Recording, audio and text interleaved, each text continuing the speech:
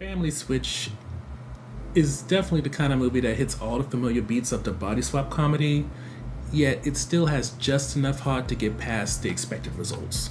So, to summarize the film, you've probably seen it before. There's a family introduced to us where there's a disconnect between the parents and the kids, and because of some mystical person who seems quite odd, there is a body swap situation that happens. Now, as for who gets swapped, Jess gets swapped with her daughter, and Jess is an architect. Her daughter a soccer star in the making.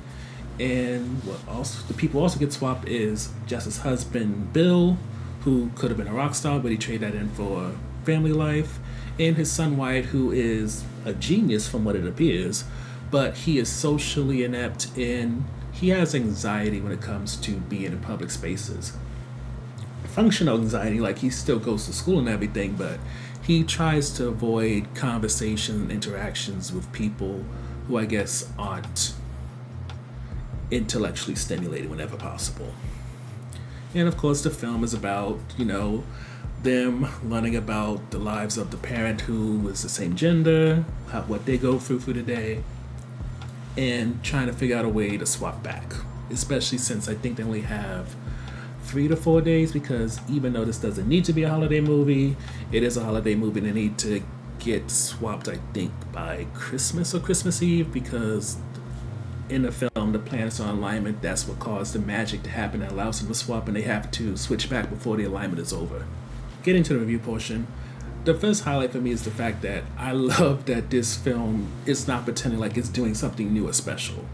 Between name dropping Big, 17 again, hinting towards Freaky Friday, and of course mentioning Jennifer Garner's 13 going on 30, the film makes it very clear that we're very much aware that there's stuff that came before this. And with that in mind, it kind of lowers expectations to the point where you don't feel the need to really put this film on a pedestal or even make it so that you think that this is supposed to be something that's going to be as iconic as the predecessors.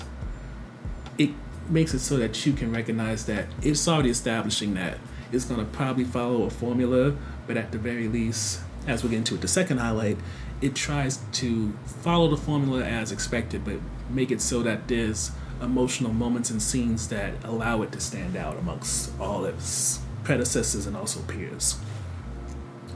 For when it comes to this film, which is the second highlight, I would say it can potentially get you emotional. Now, let me be clear in saying it's more so going to get you emotional when it comes to the kids learning what their parents went through or have done for them, rather than the parents learning about what the kids are going through.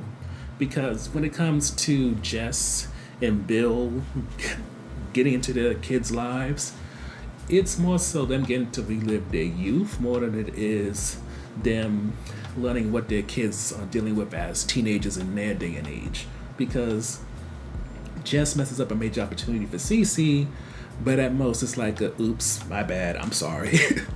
And then when it comes to Bill, who has to go through a Yale interview for Wyatt, it's the same situation where Bill doesn't take the situation as seriously as Wyatt would want him to or the situation calls for.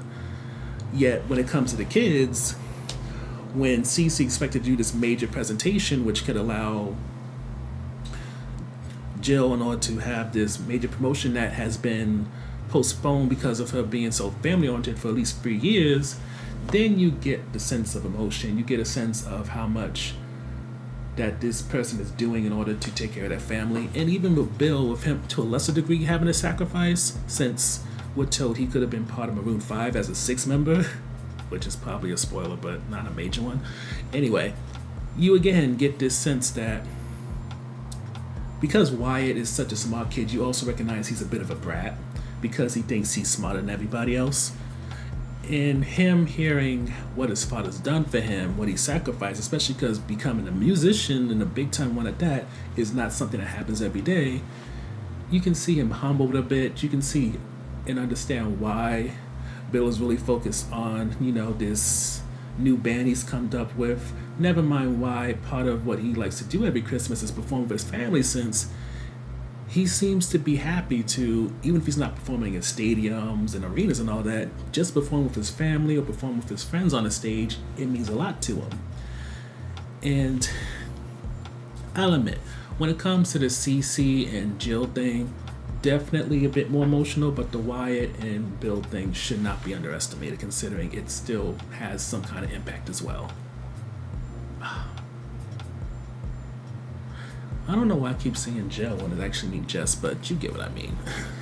Which leads us to the on-offense topic, and that's that this movie is billed as an hour and 45 minutes, but it's really only an hour and a half once you include credits and a few little picture things as the credits roll, but it feels so much longer because it's formulaic.